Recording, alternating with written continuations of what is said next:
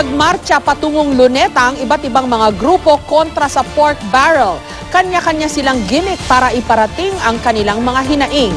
Live mula sa Araneta may report o sa Luneta may report si Bam Alegre. Bam? Jessica, kasalukuyan nangyayari ang concert na bahagi ng interfaith rally na nangyari sa Luneta at mula kaninang hapon, binantayan natin ang mga pangyayari. Narito ang ulat. Nagbihis kusinero ang mga aktivistang ito sa tapat ng Liwasang Bonifacio, aktong lulutuin ang isang baboy. Kabilang sila sa mga militanteng grupong nagmarcha patungong Luneta para makibahagi sa interfaith rally na binansagang Forward March, Rock and Rage Against Pork. Ang panawagan ng pagtitipon, tuluyan ang tanggalin ng pamahalaan ang anumang uri ng pork barrel na sanhiraw ng korupsyon. Yung hearing kahapon ang dapat magtulak sa atin na ituloy-tuloy natin yung laban, ituloy-tuloy natin yung pagkilos. Alas 3 ng hapon nagsimula ang programa sa Luneta at nagsama-sama ang iba't ibang sektor ng lipunan. Isa man itong kilos protesta, mistulang piyesta ang atmosphere sa lugar. Pero sa halip na banderitas, mga bandila ng iba't ibang mga militanteng grupo ang nanaig. May iba't ibang gimmick din ng ilang grupo para iparating ang kanilang mga saloobin at hinaing, katulad ng jail boot na ito ng Gabriela. Naghihirap na ang sambayan ng Pilipino, marami na ang nagkakasakit, marami na ang nagugutom. Ang malaberdugong karikature ng migrante. Isa itong sakripisyo para lang makita natin na tayo galit sa mga pangungurakot. May effigy naman ang ugat-lahi ng isang lechon na mistulang nilalagyan pa ng mantika.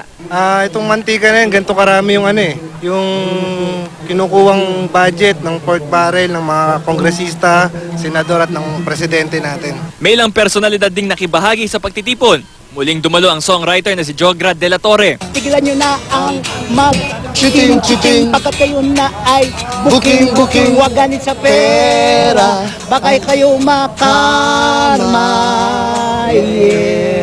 Nariyan din si Manny Pacquiaoan, ang impersonator ng pambansang kamao at Sarangani Representative Manny Pacquiao. Yung pork barrel na yan, tinulong ko naman dapat itulong sa mga kapwa ko Pilipino. At hindi nagpahuli si May Paner o mas kilala bilang si Wanna Change. Nirampa niya ang costume artwork na baboy rin ang tema at gawa sa orange wire. Nakakataba ng puso na napakaraming kabataan na nandito ngayon na nakikita mo na mulat ang kamalayan tungkol sa issue ng pag-abolish ng pork barrel system. Alas 6 ng gabi sinimula ng isang libreng concert dito sa Luneta at bagamat nabawasan na ang mga tao, may ilang nanatili pa rin para makiisa sa hangarin ng pagtitipon. Para na rin po sa amin to yung ginagawa namin.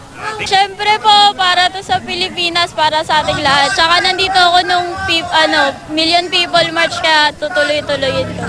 Kasi kahit ako, mahirap lang nagtitinda. Nakukurap din Jessica, nakikita ninyo sa inyong TV screen ngayon live nakuha nung concert ngayon na nangyayari nga at bagamat kumaunti na yung tao, may mga nanatili pa rin at tinanong natin ang pamunuan ng Luneta kung ano yung estimate nila ng crowd traffic. Ito daw ay nasa pagitan ng 3,000 hanggang 4,000 na mga tao at napansin din natin na may mga kawani naman ng MMDA na nagtumutulong sa pagpupulot ng basura. Jessica. Okay, maraming salamat sa iyo, Bam Alegre.